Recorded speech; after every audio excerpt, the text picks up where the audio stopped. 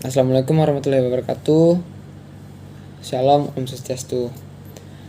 Kami dari kelompok 4 akan membawakan materi tentang sistem Enterprise Resource Planning, yang mana di dalamnya yaitu pertama siklus pendapatan, yang kedua siklus pengeluaran, ketiga siklus produksi, dan keempat siklus SDM.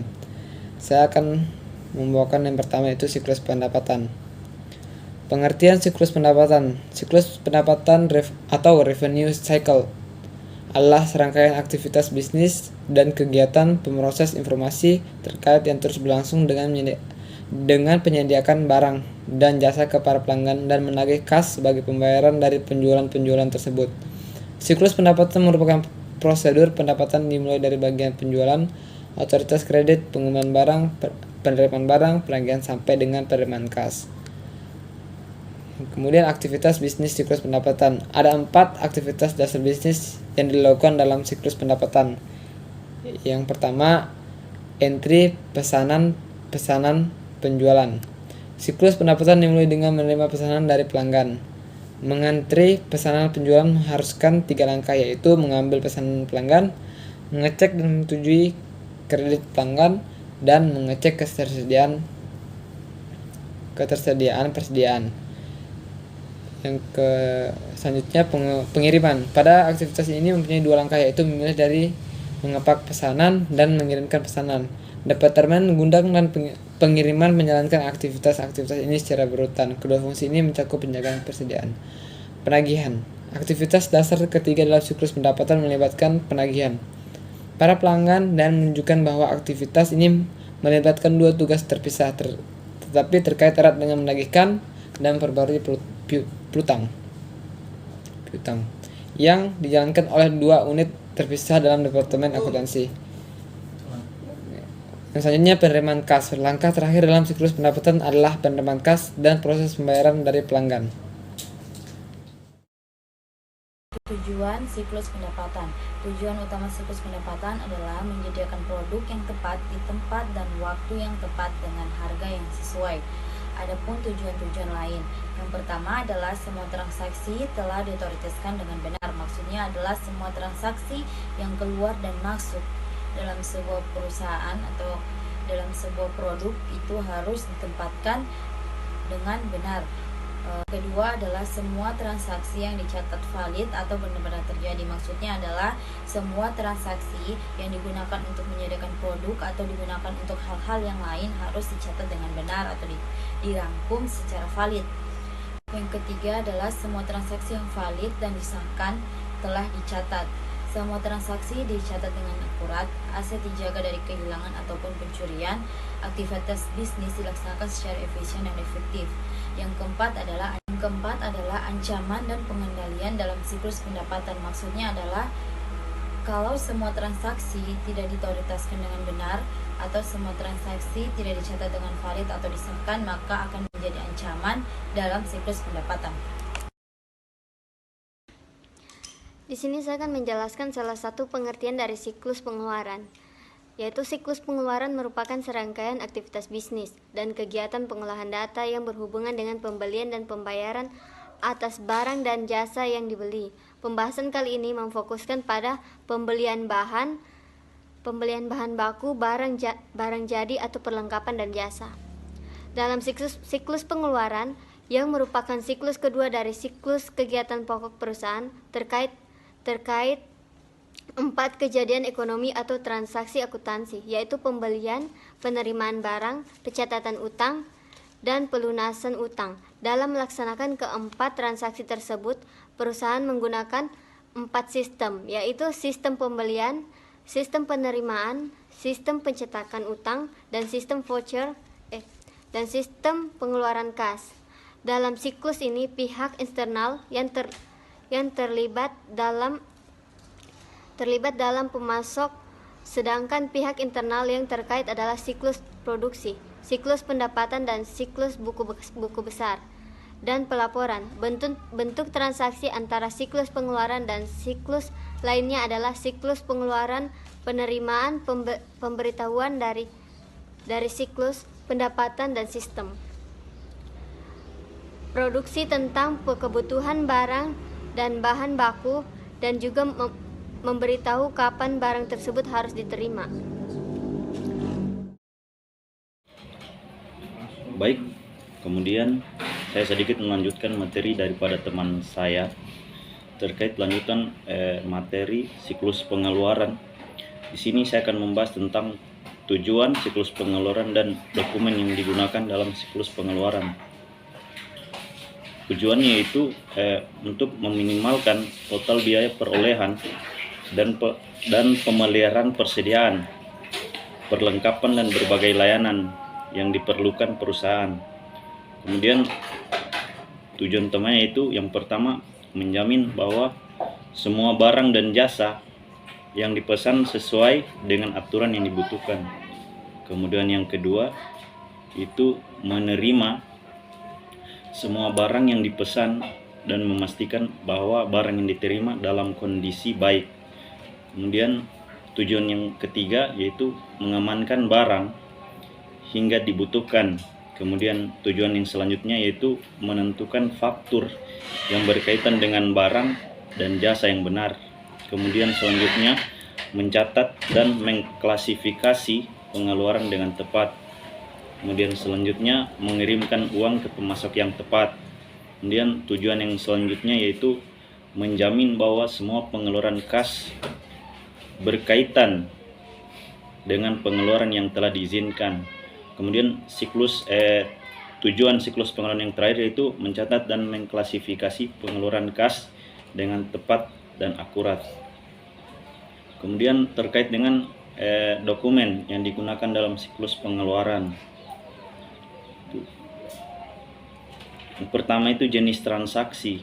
Jenis transaksi yang digunakan di sini itu pembelian secara kredit. Kemudian dokumen yang digunakan itu ada 4. Yang pertama permintaan pembelian. Kemudian yang kedua pesanan pembelian, yang ketiga laporan penerimaan barang, dan yang keempat itu voucher. Kemudian jenis transaksi berupa pengeluaran kas dan dokumen yang digunakan adalah berupa cek, dan jenis transaksi yang terakhir yaitu retur pembelian, dan dokumen yang digunakan adalah memo debit. Baik, di sini saya akan melanjutkan materi tentang siklus produksi. Siklus produksi adalah serangkaian aktivitas bisnis dan operasi pemrosesan informasi terkait yang terus-menerus berhubungan dengan subsistem lain dalam sistem informasi sebuah perusahaan. Sistem informasi siklus pendapatan menyediakan informasi atau pesanan pelanggan dan perkiraan penjualan yang digunakan untuk perencanaan tingkat produksi dan persiapan. Sebuah balasannya, sistem informasi siklus produksi mengirimkan informasi ke siklus pendapatan mengenai barang jadi yang telah diproduksi dan tersedia untuk dijual. Informasi mengenai kebutuhan bahan baku dikirim ke sistem informasi pengeluaran dalam bentuk permintaan pembelian. Sebagai gantinya, sistem siklus pengeluaran memberikan informasi mengenai bahan baku dan juga bahan lain yang terkait dalam overhead publik. Informasi tentang kebutuhan tenaga kerja dikirim ke siklus sumber daya manusia yang memberikan balasannya menyediakan data tentang biaya dan bantuan tenaga ke dalam sistem informasi sebuah perusahaan. Informasi tentang harga pokok produksi akan dikirim ke sistem buku besar dan pelaporan informasi. Adapun tujuan dari siklus produksi. 1. Semua produksi dan perolehan aktiva tetap diotorisasi dengan baik. Yang kedua, persediaan barang dalam proses dan aktiva tetap dijaga keamanannya. Yang ketiga, semua transaksi siklus produksi yang valid dan sah akan dicatat. Yang keempat, semua transaksi siklus produksi dicatat dengan akurat. Yang kelima, catatan yang akurat dipelihara dan dilindungi dari kehilangan. Yang keenam, aktivasi siklus produksi dilakukan secara efektif dan efisien. Baik, saya akan memaparkan materi selanjutnya. Aktivitas siklus produksi. 1. Desain produk. Langkah pertama dalam siklus produksi adalah desain produk. Tujuan aktivitas ini adalah untuk merancang sebuah produk yang memenuhi permintaan dalam hal kualitas, ketahanan, dan fungsi, serta secara simultan meminimalkan biaya produksi. Aktivitas desain produk menciptakan dua dokumen utama, yaitu antara lain A. Daftar bahan baku yang berisi nomor bahan baku, deskripsi, serta jumlah masing-masing komponen bahan baku yang digunakan dalam satu unit produk jadi. B. Daftar operasi yang menyebutkan kebutuhan tenaga kerja dan mesin yang diperlukan untuk memproduksi produk tersebut. 2. Perencanaan dan penjadwalan. Perencanaan dan penjadwalan memiliki tujuan untuk mengembangkan rencana produksi yang cukup efisien untuk memenuhi pesanan yang ada dan mengantisipasi permintaan jangka pendek tanpa menimbulkan kelebihan persediaan. Barang jadi terdapat dua metode perencanaan produksi yang biasa digunakan, yaitu perencanaan sumber daya produksi (Manufacturing Resource Planning) atau biasa disebut MRP, dan sistem produksi Just in Time atau JIT. 3. Operasi produksi. Langkah selanjutnya dalam siklus produksi adalah kegiatan produksi itu dicapai dengan cara berbeda-beda antara perusahaan yang satu dan perusahaan yang lainnya, tergantung dari jenis produk yang dihasilkan dan tingkat otomatis proses yang digunakan dalam proses produksi. Penggunaan teknologi informasi dalam halnya proses produksi, contoh seperti mesin yang dikendalikan melalui komputer disebut sebagai Computer Integrated Manufacturing atau CIM, yang dapat secara signifikan mengurangi biaya produksi. 4. Akuntansi biaya. Memberikan informasi untuk perencanaan, pengendalian, dan penilaian kinerja operasi produksi. Sistem informasi akuntansi didesain untuk mengumpulkan data real time mengenai kinerja aktivitas produk agar pihak manajemen dapat membuat keputusan dengan tepat waktu. Untuk mencapai tujuan lainnya, sistem akuntansi biaya harus mengklasifikasikan biaya berdasarkan kategori dan kemudian menentukan biaya-biaya tersebut ke produk khusus dan unit organisasi. Hal ini memerlukan pengodean yang cermat pada data biaya selama dikumpulkan, karena seringkali biaya yang sama dialokasikan dalam berbagai cara untuk tujuan yang berbeda. Baik, selanjutnya dilanjutkan teman saya. Oke, di sini saya akan melanjutkan siklus manajemen sumber daya manusia dan penggajian. Siklus manajemen sumber daya manusia atau bisa disebut Human Resource Management adalah serangkaian aktivitas, bisnis dan operasi pengolahan data terkait yang terus-menerus berhubungan dengan mengelola kemampuan pegawai secara efektif. Tugas-tugas yang lebih penting meliputi ada 6 bagian. Yang pertama, 1. Merekrut dan mempekerjakan para pegawai baru. Yang kedua, pelatihan. Dan yang ketiga, penugasan pekerjaan. Yang keempat, kompensasi atau penggajian. Yang kelima, evaluasi kinerja. Dan yang keenam, mengeluarkan pegawai karena penghentian yang sukarela maupun tidak. Tugas 1 dan 2 dilakukan hanya sekali pada setiap pegawai. Sementara tugas 2-5 dijalankan berulang-ulang selama seorang pegawai bekerja untuk perusahaan tersebut.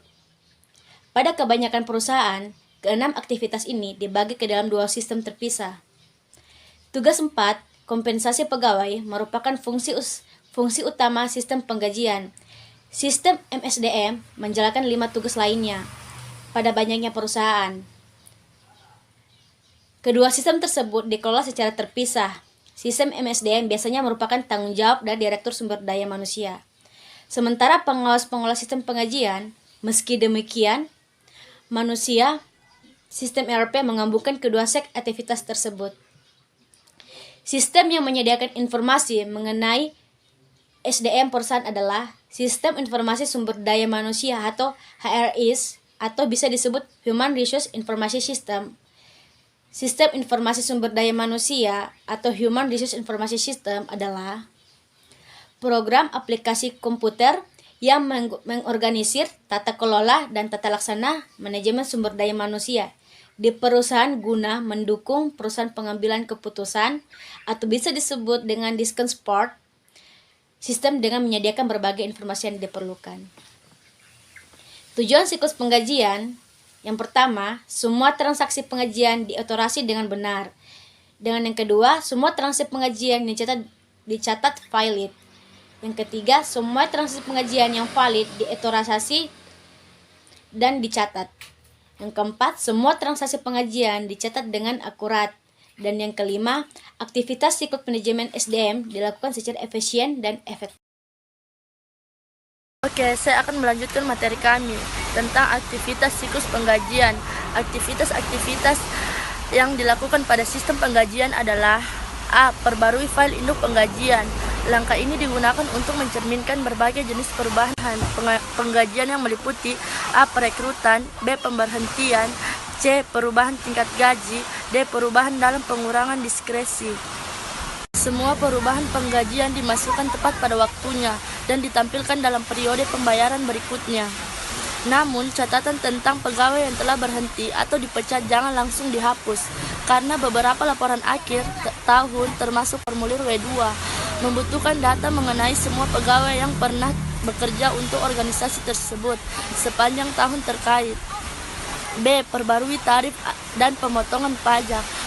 Perubahan tersebut terjadi ketika bagian penggajian menerima pembaruan mengenai perubahan dalam tarif pajak dan potongan gaji lainnya dari berbagai unit pemerintah dan perusahaan asuransi. C. Validasi data, waktu, dan kehadiran.